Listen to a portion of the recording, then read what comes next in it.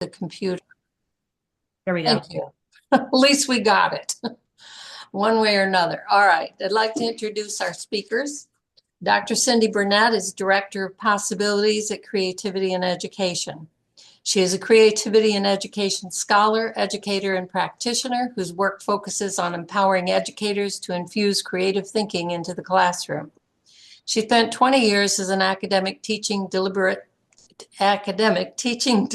creative thinking and creative problem solving in the Department of Creativity and Change Leadership at SUNY Buffalo State University, right here with me. And she ran a massive open online course, a MOOC, on igniting your everyday creativity with over 70,000 participants worldwide. Dr. Burnett co-hosts the Fueling Creativity and Education podcast, where she interviews leading researchers, practitioners, and educators on creative thinking and education. She is co-author of the books Weaving Creativity into Every Strand of Your Curriculum, 20 Lessons for Weaving Creativity into Your Curriculum, My Sandwich is a Spaceship, Creative Thinking for Parents and Young Children, and Infusing Creative Thinking into Higher Education. Dr. Matthew Warwood is a creative academic and education consultant engaged in traditional scholarly research and creative content production. Matthew is a full-time faculty member at the University of Connecticut and serves as the Director of Digital Media CT, a statewide collaboration of higher education programs dedicated to fostering a talent pipeline and creative content production for the state of Connecticut. His research explores the emergence of generative AI and its impact on both the creative and learning process. He is currently co-editing the Generative Artificial Intelligence and Creativity, Possibilities, Precautions, and Perspectives with James Kaufman, and co-hosts the Fueling Creativity and Education podcast with Cindy, a show that consistently ranks in the top 3% of worldwide podcasts. That's a pretty big deal, 3% of worldwide. As part of his passion projects, Matthew has produced 2 documentary films exploring creativity and education, and is currently leading the production of Teacher Roundtables, a series of short documentary-style discussions that bring educators together to examine timely topics in education. His most recent roundtable explores how teachers responded to the initial emergence of generative AI in 2022 and 2023. I give you Cindy and Matt. Thank you, Joe. It's great to be back in the Creative Studies department. So thank you. Thank you. Nice to see all of you as well. So as Joe mentioned, Matt and I run the Fueling Creativity and Education podcast today. And we've got a very special surprise for you today, but I'm not going to tell you what it is because, as many of you know, because you are my former students, we're going to heighten the anticipation. So first, we want to tell you a little bit about our podcast. So our podcasts, we set out to kind of bridge the gap between creativity research and classroom practice. Both Cindy and I are educators, and obviously we have knowledge of the research, sometimes dabbling into it ourselves. And we do believe that there's a little bit of a gap, incredible things happening in the classroom, as well as obviously emerging work from the field of creativity. And so the podcast is really focused on bridging that gap. That's something we set off to do and continue to put at the heart of our mission. We do target intellectually curious educators. We thought a lot about who is our audience. We kind of thought about it at the beginning. A little bit of why we called it the Fueling Creativity and Education podcast was because we were thinking about busy professionals on their way to work, grabbing a coffee and being able to listen to our podcast. So we started off keeping our episodes around 20 minutes, but then we looked at the data and said we probably can get up to about 30 minutes. So that's our average length right now. But as we kind of progress, we definitely recognize it's intellectually curious educators and also emerging scholars, we've noticed, are also people that gravitate toward our podcast. And we've engaged renowned researchers, respected practitioners, and highly passionate educators and administrators who speak on the topic of creativity and education. And I just want to mention, in terms of renowned researchers, we've had, Howard Gardner, Robert Sternberg, Todd Lubart, Jonathan Plucker, Mark Runco. We just did our interview with Teresa Amabile, which will be coming out at the end of season 10, which was a double espresso, which is a 2-part interview. So I would say in terms of the number of scholars, we've probably interviewed about 40 of our creativity and education Mhm. research scholars.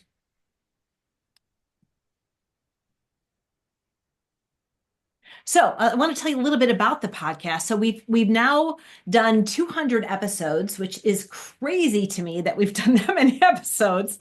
We've done 110 interviews. As I mentioned, we've probably done 30 or 40 interviews, and I'll share all the resources and how to get attached to all of those interviews. And from 15 different countries, which I'm pretty excited about. And I will tell you that we started 4 years ago. 4 years, March 25th was our first episode, which is really exciting. And what's interesting is in this last season, so we're in season 10 right now. We're in the first part of season 10. We do 12 episodes every season, and we do a debrief every 3 episodes. But we just finished doing, as I mentioned, Teresa Amabile's episode on Friday. And I said to Matt, there's just themes that have been emerging. So this is the big surprise. We've got a little invitation for all of you who are here today that we're going to make this. We're going to try to make this. It's an experiment, and it's the first time we've ever done it.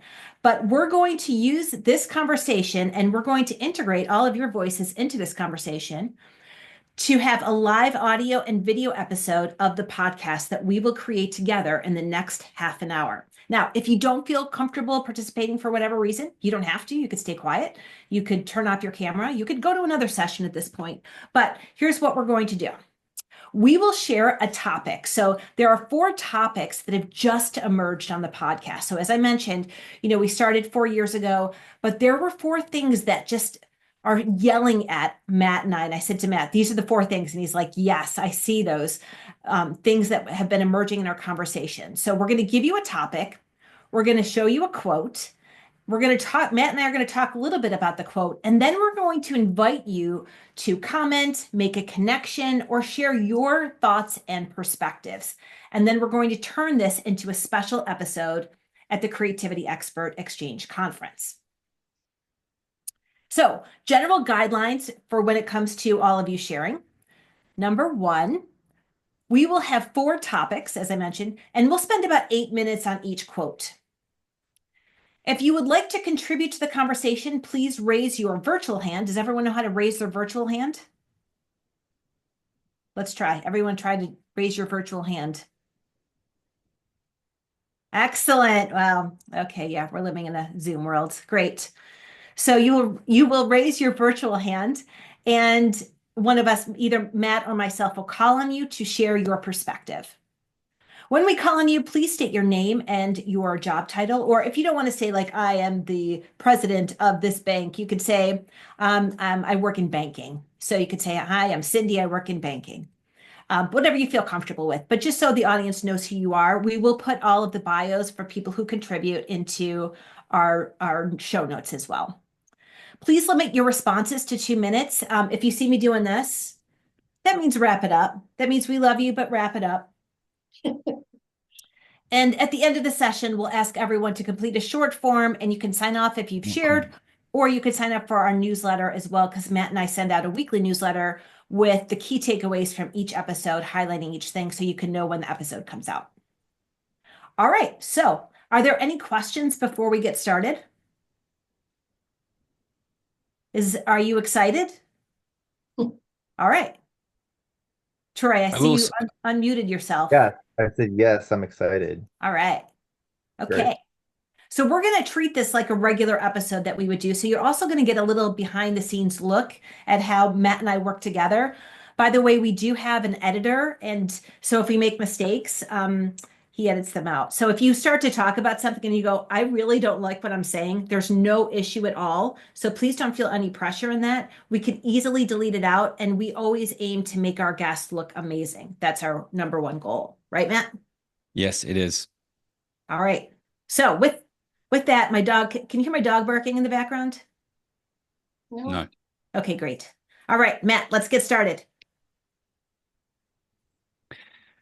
Hello, and welcome to another episode of the Fueling Creativity in Education podcast. And this is a really duper, super duper duper duper super special episode as we're looking to close out the 2024-25 academic year, because Cindy and I are once again trying something new, and we are recording an episode as part of a live presentation at the 2025 Creativity Expert Exchange Conference, which is a virtual conference where Cindy and I actually shared our first 10 actions for creativity back in 2022, 2023, wasn't it, Cindy? Yeah, it was 2 years ago, Matt. And this conference, the C conference, is sponsored by the Center for Applied Imagination, which is my old stomping ground where I taught for nearly 20 years. And Fun Fueling Facts is where Matt and I met 13 years ago when he was one of my graduate students. We should just make note. I don't think you've ever said the words fun fueling fact. That is super duper cool. And I think we've got to remember fun fueling Okay. fact moving forward. Okay, that's what we're going to say. That here's a fun fueling fact for the Here's a Fueling fun feeling Creativity fact. and Education podcast. Yes. Yes. So here's what the format of this episode will be. I'm going to start that again. Here's what the format for this episode will be. Matt and I have selected 4 topics that we've been focused on in the podcast over the last season. And we're going to share the topic with our audience, and then we're going to provide a quote, and then we're going to invite the members of the group to share their perspective or their thoughts around this particular quote, particularly as it relates to education, teaching, working with others, or even in the organizational context, because oftentimes, when we think about creativity in education, we think about the K through 12 sector, but really it goes beyond that, because perhaps someone is seeing something that's happening in organizations that makes us reflect on what we need to do in education. So with that, let's get started. All right, that's you. All right. So our first topic that we are seeing emerge on our show really centers around how AI will shape the future of creativity and learning. And of course, this is a topic that really started to get going after ChatGPT was released in November 2022. Cindy and I sometimes claim that we did start talking about the concept of cobots and collaborating with AI before that, back I think in the spring of 2021, even with Brian Alexander. But it certainly has been a big topic of the conversation. But now that we are a little bit less in our infancy and most of us have played around with these tools, it really is thinking about the relationship between these tools and our creative process, but also our learning. So we've got a quote here from Amanda Bickerstaff, who is the CEO of AI for Education, and her episode is coming out in season 10. And the quote is this: if you're giving away all that thinking, then you're not going to be replaced by AI. You are replacing your thinking with AI. And I think we've seen some of these quotes kind of emerge over the last kind of 12 months. Is certainly something that I've been discussing with my students. And I think it speaks to this idea of recognizing what are you outsourcing, if you want to use that word, or how are you leveraging the technology within your creative process. And my gut feeling, it might be a little bit task specific, but what I do want to do is focus on the context of teaching and learning and nurturing creativity or nurturing creative behavior within education environments. Now, I say that if you want to kind of expand out of that, that's okay. But I invite you to kind of share with me what is some of your responses around that question. How will AI shape the future of creativity and learning? And perhaps we can focus on the next 3 to 5 years. So if you'd like to raise your hand if you have anything to say, I will call on you. Or any concerns or perspectives you might have about it as well. Opportunities that you see emerging. Josh.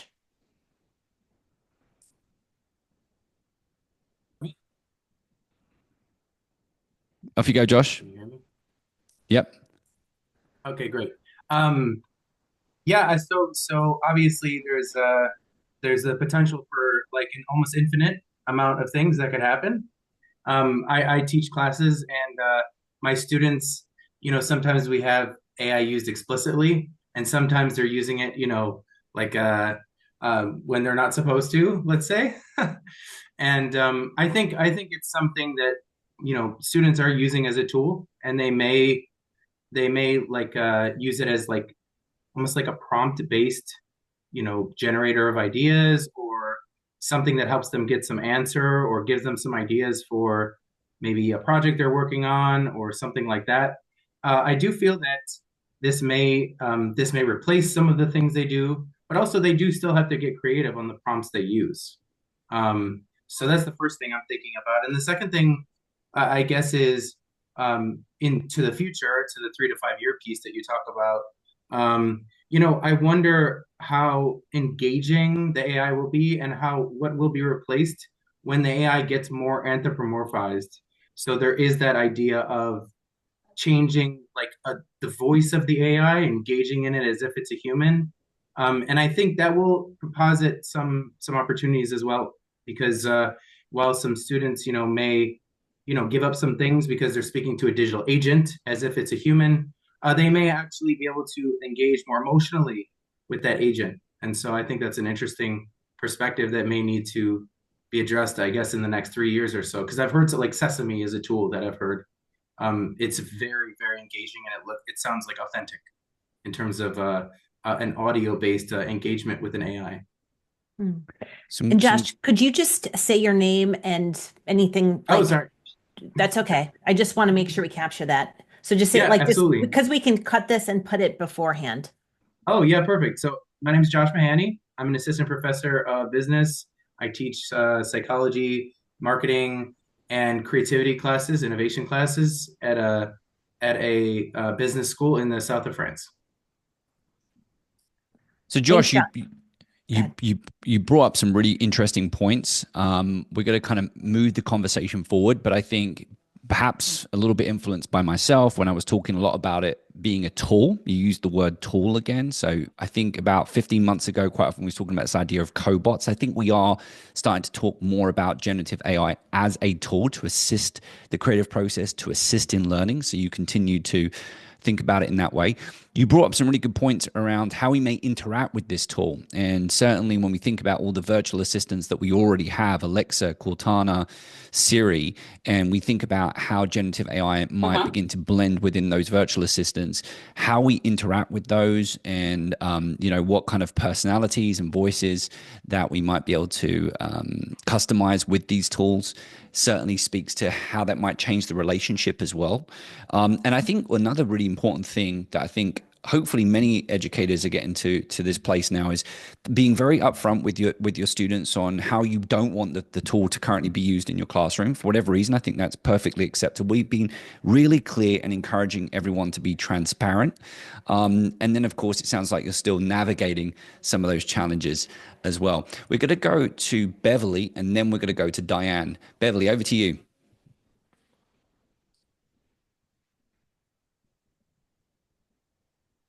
Hi, this is Beverly Weiss. I'm a teacher at a high school. I think it depends on the intention of the user with AI, and I think that if you specifically focus on student curiosity and use it as a tool to explore curiosity, it gives you immediate answers and you can pursue what you're interested in at greater depth. And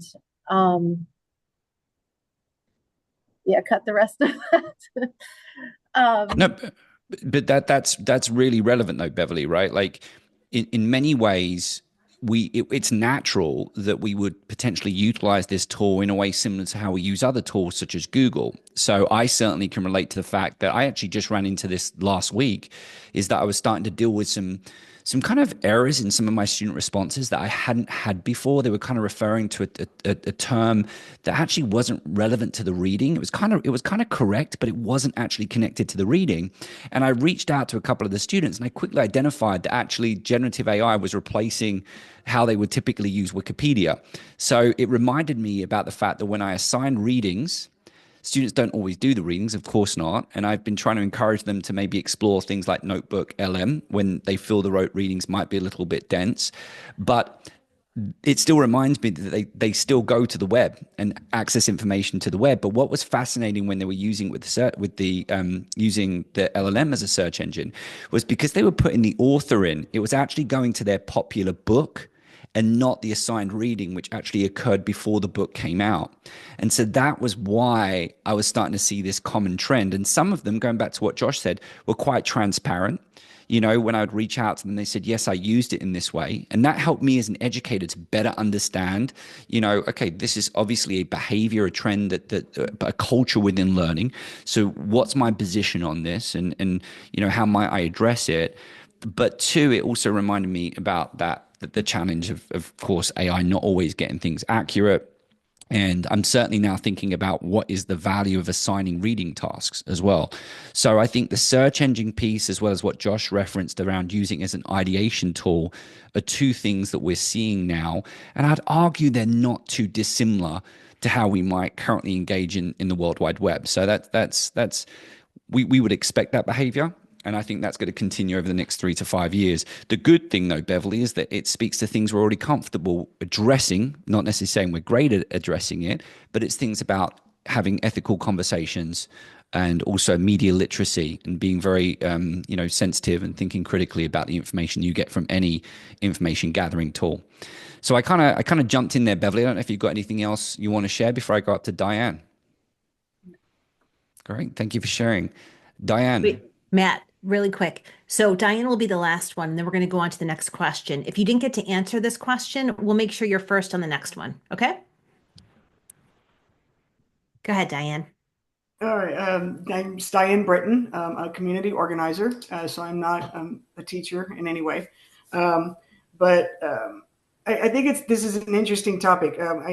For a millennium, and then, anyone older or a Gen X, actually, research wasn't done on a computer, right? Like it wasn't, I keep wanting to say Rolodex, but that's not it. But you had to go to the card, stock, and you had to go and find the books, and you had to do research really kind of the hard way, right? And I remember joining college at 38 and realizing that the internet was this huge thing that everybody was just copying and pasting. You search this and you got all your answers. And so it was like, for me, it was a learning process.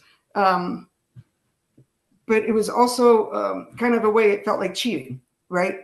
And so my fear with that is on an educational level that AI is going to make that even easier. But on a creative thinking side and a community organizing aspect, I find that it's also really helpful in getting my head out of that continuous spinning space that it's always in. The same thoughts are, but making forced connections on things. Like it's going to broaden the horizon. It's going to give me bigger and better ideas. It provides information of things or actions that have been done in the past that have worked. It gives me more information than I had before, or that I would ever be able to find researching without hours and hours being in the library. So I feel like it's got its benefits, but it also, on an educational level, I can imagine how hard that must be, because like you're not really learning too much if you're not having to go in and do the research for it, if it's all being given to you. Right. So there's the pros and the cons on my side.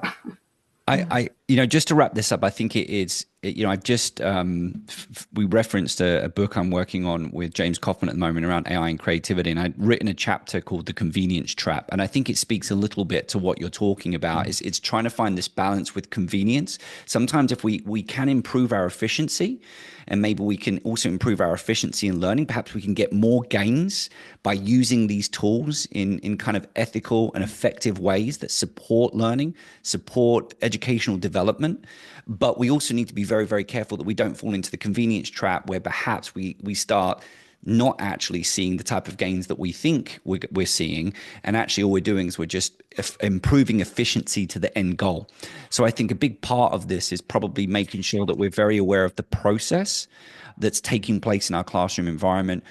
How are the students utilizing this tool, being sensitive to when they're potentially substituting learning opportunities for efficiency? And I think that's really important. And I think certainly it speaks from a research perspective as well. We're constructing knowledge. And I will also just throw out there that I felt that having students use it to create outlines for me has not been effective, because I feel like the creation of outlines, for example, for papers, is quite often where you are building your narrative and constructing your knowledge. And I certainly have moved away from outlines, even though they continue to be a popular way that they're being used. So thanks so much for everyone participating in that first part of this conversation. I would turn it now to our second question that we're going to be asking the group. Over to you, Cindy. So our second question is, how might creativity improve students' well-being? So there's so much coming out right now on students and their well-being, especially after the pandemic. You've probably seen the popular press book called Anxious Generation. And so we've been having a lot of conversations with different people, both researchers, practitioners, educators about well-being and creativity. And I pulled this quote from our James Kaufman interview where he talked about his book, The Creative Advantage. Sometimes we can feel stuck because we don't see the bigger picture. Creativity can be a way to connect, to process emotions, or just distract from the chaos of the world, even if it's just for a little while, and that's okay. And I think we're in 2025, it's March at the time of this recording. There's a lot of ambiguity happening in the world. And I think people generally feel overwhelmed, and without getting into politics, but people are feeling overwhelmed right now, some people. And I think using creativity for our well-being can really enhance our lives and enhance the lives of our students if we can find ways to integrate it in that is authentic and meaningful to them. So I would love to hear from our listeners what their views might be.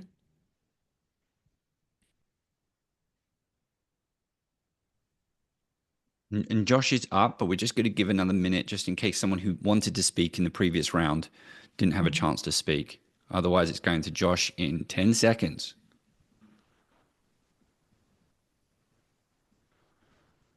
All right, Josh, over to you.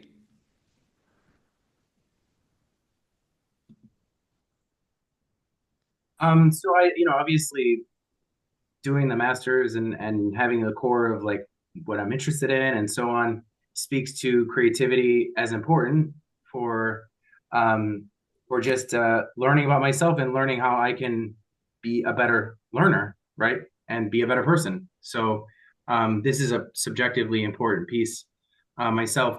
But from the research perspective, I find a lot of connections between creativity and ownership, psychological ownership. So I actually have done some research that basically the one paper I have, so not that much, but showing that, in the context of pitching ideas, if one generates ideas for an idea that they've received, they have more ownership for that idea, right? If they generate more creative ideas. So if they co-collaborate with someone and add to someone else's idea, they feel more ownership and they're more willing to support that idea. And so I have this idea of psychological ownership as key. It's a main piece, a connection piece to creativity, and it also connects to well-being directly in the research as well. So there's this one paper that I mentioned, and actually in my session, it's the CEE session, but it's the Journal of, I should bring it up, the Journal of Personality and Social Psychology, where if someone works on like a job, they actually have more psychological ownership for that job, and they're more likely to feel subjective well-being, which makes sense. But if they receive help in the later stages of that job, right? If someone comes and helps them out or actually completes the job for them, it undermines their psychological ownership and actually therefore undermines their subjective well-being, right? It's a really important paper, I think. And it speaks directly to creativity from my perspective, because I think then you can make like the mental connection that, if you don't have, if you're not able to contribute your creativity, then you may not have as much ownership in whatever that job or task or class might be. And if you don't have that ownership, there is research that shows you don't have ownership. Well, you have lower levels of subjective well-being, right? And so I think it's so key in order to connect those three concepts when it comes to teaching, because if we're not able to have students express themselves, I personally feel they don't have ownership and they're not going to be that engaged. They're not going to feel that great. They're not going to be that involved. So it's a really big passion moment. It just happened to be what I'm interested in my research as well. So, thanks for asking. Love it, Josh. And I think you're speaking to so many things that we've been hearing about on the podcast around agency and giving students agency. But most importantly, what I'm hearing what you're saying is about context and making it meaningful for the students. And that's something that I mentioned just, when I was talking about this quote to start is that we can't just do creativity in the classroom for the sake of doing creativity. I mean, we can, but if we really want to make it meaningful for students, we have to find that connection to the context. And I think, if I could have had a fifth topic to talk about today, it would have been context, because so many interviews have talked about, yes, You can do creativity. And in the center, we talk a lot about creative problem solving. You can do creative problem solving, but you have to understand the group you're working with. You have to understand the context and the culture and all of those layers that you might not understand. Matt and I actually did an episode, was it season 2, Matt, with Mohammed Issa? And he works in Palestine, and we were hearing gunshots in the background, and he was talking to us about, I was working with him at the time, and he said, City comes in and she does what she does in the US, but that's not necessarily applicable to what we're doing in Palestine, because we have much different needs and different things that are happening here. So there's so many like layers to all of this. But what I love about what you said, Josh, is that it's about giving students the agency. It's about helping them put it into context, and it's giving them ownership, because otherwise, it's going to be hard to be attached to anything, right? Thank you. Before we go to Joe, I just want to throw out, Josh, as well. There's just a couple of research articles I've read recently about whether or not the use of AI increases or diminishes a sense of ownership when you're producing products. So it looks like it's mixed at the moment, but that might be something to consider as well, and then connecting that to mental health as well. Joe, you have your hand up. Yes, I have, over the 21 years I've been teaching here in creativity and change leadership. That's where I'm an adjunct assistant professor. I have been most concerned with the fact that students have such a low self-confidence. It's gotten worse in the 21 years, less and less self-confidence. And in asking them questions and getting them to talk about it, I find that basically the way high school works these days is you've got to have the right answer. And they are required to not communicate unless they know the answer, just to protect themselves. And to come into my class and have all answers accepted makes such a big difference. I don't care what the answer is. It's an answer. It's an idea. And I tell them, no matter what it is you're saying, it's not a decision. It's an idea, and you're allowed to share that. It's important that you share it. And they start to feel more confident in putting their ideas out. They do come back and tell me I can't do that in my other class, but at least they've had some experience of being honored for what they already know. Joe, that's so lovely. I need to make sure you say your name, and you did say it, didn't you? Yeah. Yeah. So just say that to start. I'm Joe Udis. I'm an adjunct assistant professor in creative studies, in creativity and change leadership. Okay, thanks, Joe. So, Joe, I think it's interesting because you have been in sort of teaching those undergrads for 21 years. Have you seen anything more recent that concerns you? A less concern with how they appear in terms of being a good student or being on time or being having their homework done, things like that. There's less concern with that. It isn't as important to them as it used to be. I try to come up with ways to get them to take a look at it and recognize they're building their brand, but that isn't always easy. Thanks, Joe. Francois, I'm gonna hit you on the next one, if that's okay. Matt, we only have time for one more. Should we do number 3 or number 4? What's the fourth one again? Let's do fourth, but I'll just reference kind of third very quickly. Okay, so we're obviously getting it. So unfortunately, we're getting a little bit pressed for time because we do need to make sure that we wrap up in the next 7 minutes. We want to, not kind of speed through any conversation. So the third one is, what role will metacognition, creativity, and critical thinking play in the future? And I think this quote comes from Joe Bowler. As I said, we won't be able to talk too much about it, but it says, a metacognitive person has a lot of strategies at their fingertips that they can apply to problems. And I think of it really as teaching students how to learn.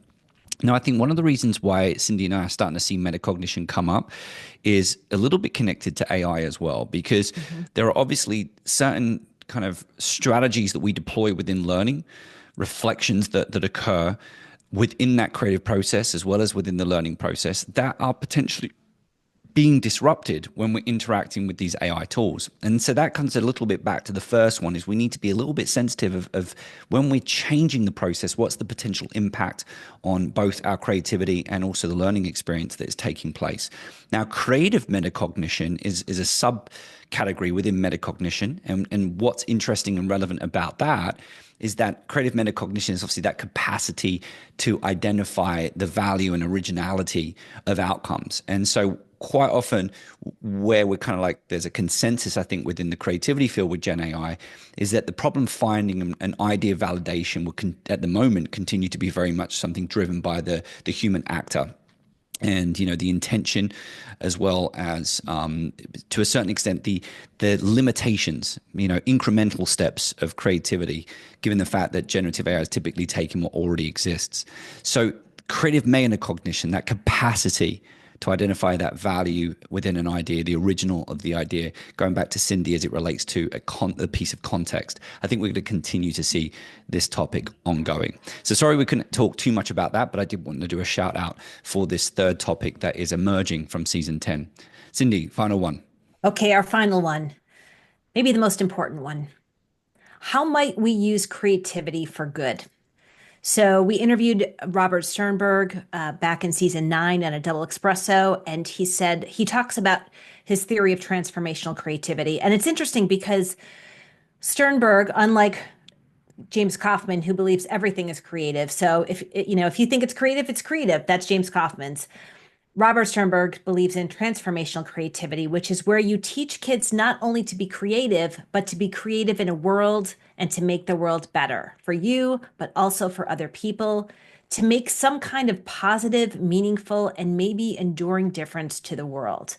So I'd love to hear from all of you. We've got about 4 minutes to hear from you. What I'd love to hear from you when we have about 4 minutes is, what do you think? Do you think we need to really focus in on transformational creativity in our school systems? Or do you think they're not ready for that yet? Do you think we have other problems?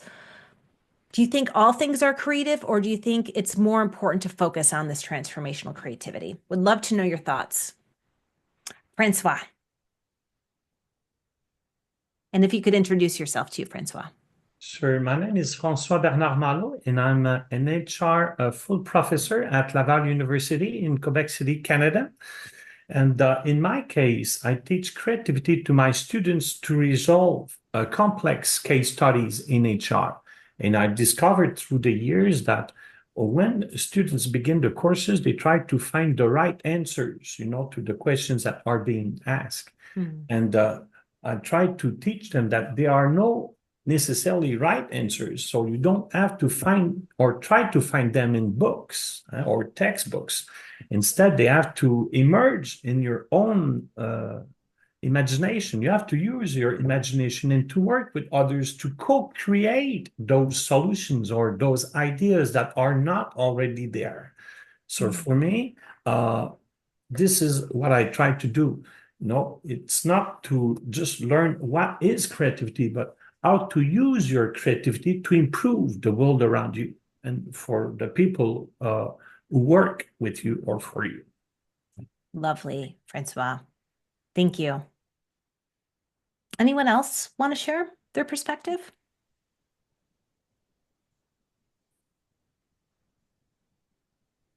Diane, I feel like you want to say something. I don't know why. I'll make it really quick. So Diane Britton, community organizer. And part of my education, one of my main things was using creativity in community organizing and the social justice aspect of, what we live in right now. And so I would use the process quite a bit at different meetings in order for us to come up with different ways to facilitate actions. Or marches, and making that space for everyone to be able to express their safeties, their concerns, their ideals, and most of all what the outcome was. What is the inevitable outcome that we want to have, and how is the different ways that we want to go about creating that outcome. Sometimes there's nothing we can do about it. Other times we've shown many times in the past few years, especially here in Buffalo, that coming together as a community and doing actions has created the change that we've needed in our surroundings. So I think it's important in education. I think it's, if I hadn't came across this program, I don't know where I would be. It was very stuck, not sure on how to do things. And so it really gives you that space to be open and mindful and expressive and feel safe and do something. So thanks.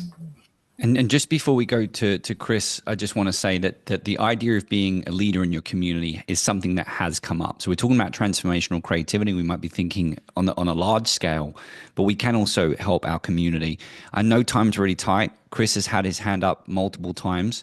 So we're going to go to Chris, but I do want to just point out that Beverly raised an interesting question on the chat around, whether or not, the opportunities that exist for transformational creativity for some people when they exit school, and perhaps that kind of only emphasizes why perhaps promoting some opportunity for transformational creativity, again, going back to what Diane said, the local level might be appropriate for a classroom environments. They feel like they're giving back. And we certainly have an episode on season 10 around that with Cindy, our friend in California, who did sorry, I was looking at time. Tell social me quick. activism. It's coming out this Tuesday. Oh, Miriam Scott. Miriam Scott talks a lot about that, Beverly. So that episode comes out this Tuesday, and she's actually talking exactly what you're referencing. Chris, over to you. Just need to unmute Chris. There we Make go. sure you introduce yourself. I told myself I wouldn't do that, and it happened now. Thank you, Matthew, and thank you, Cindy. I'm Chris. I'm an educator at a nonprofit here in Boston. And my first thought was how to teach mindsets to my students and adopting mindsets. So I'm a huge fan of Peter Diamandis, and he proposes having a mindset called moonshot thinking or moonshot mindset, which is what are the biggest problems in the world and how do you go about solving those problems? And for me, that particular mindset, although there's many, inspires me. It galvanizes me to see how I can go about doing that. And with my students as well, if I can implement that more, and I haven't been successful, but I'm still figuring that out, what is a way to then implement that into your own frameworks of your mind so that when you have that kind of moonshot mindset, it's something that's bigger than yourself and not just you're serving your own career or what you're wanting to build on yourself, but it's something much bigger. And it's not only just you, there's going to be a community involved to solve that. And that's what inspires me to go about having that mindset. So thank you. What a great way to end the show, Matt.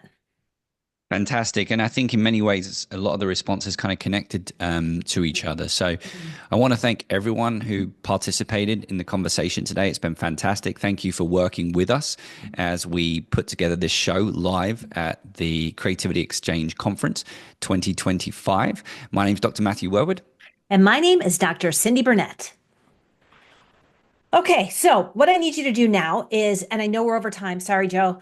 Okay, not a problem. We just need you to scan that and just fill it out. We will contact you and get a little bio from you. And we will, you know what? I want to take a screenshot of all of us. That would be great. Take a screenshot of all of us. Are we missing anybody?